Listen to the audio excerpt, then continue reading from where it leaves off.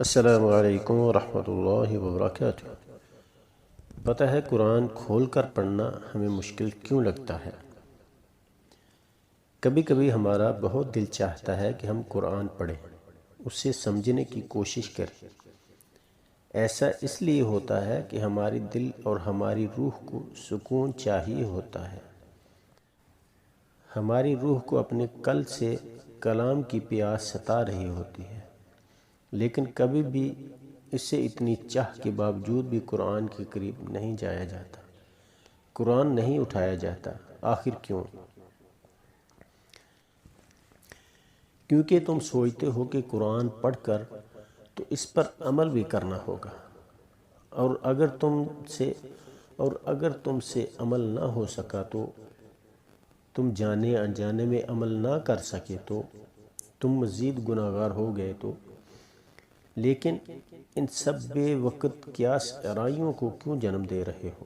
کیونکہ در حقیقت یہ تم نہیں سوچ رہے، بلکہ یہ تو وہ شیطانی وسوسے ہیں جو تمہیں اپنی لپیٹ میں لے رہے ہیں۔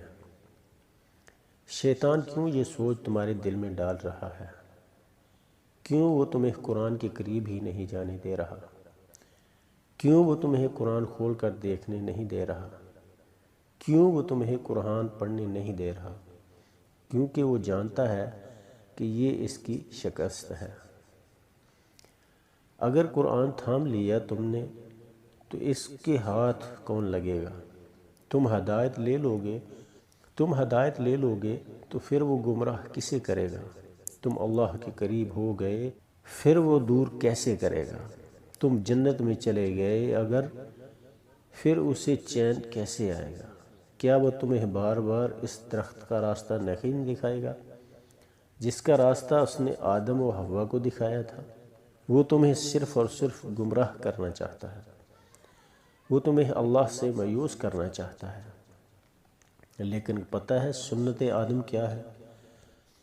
جب تم سے شیطان کی باتوں میں آ کر نافرمانی ہو جائے تو تم نادم ہو جاؤ، تم سجدے میں گر جاؤ، تم اتنے پشیمان ہو جاؤ کہ اللہ سے دور ہونے کا ڈر تمہیں چین نہ لینے دے۔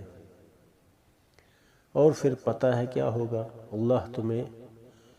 اللہ کو راضی کرنے کا طریقہ بتائے گا۔ اور پتہ ہے اس نے آدم کو کیا سکھایا تھا؟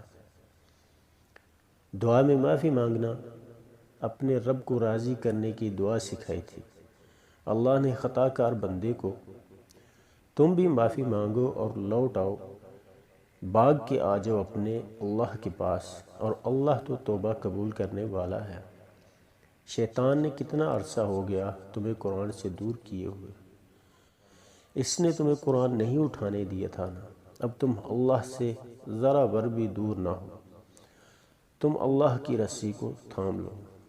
اور پتہ ہے جو جتنا قرآن پڑھا جاتا ہے اللہ اسے اس کے لیے اتنا ہی آسان کرتا جاتا ہے۔ اللہ کہتا ہے کہ اسے سمجھانا اللہ ہی کے ذمہ ہے، پھر کیسی پریشانی، کیسے وسوسے۔ تم بس قرآن پڑھو، بار بار پڑھو، پڑھتے جاؤ یہاں تک کہ شیطان بھاگ جائے۔ اسے بتا دو کہ اس کی ساری کوششیں خاک میں ملنے والی ہیں۔ اسے بتا دو کہ خاک آگ کو بجھانے کا ہنر جانتی ہے۔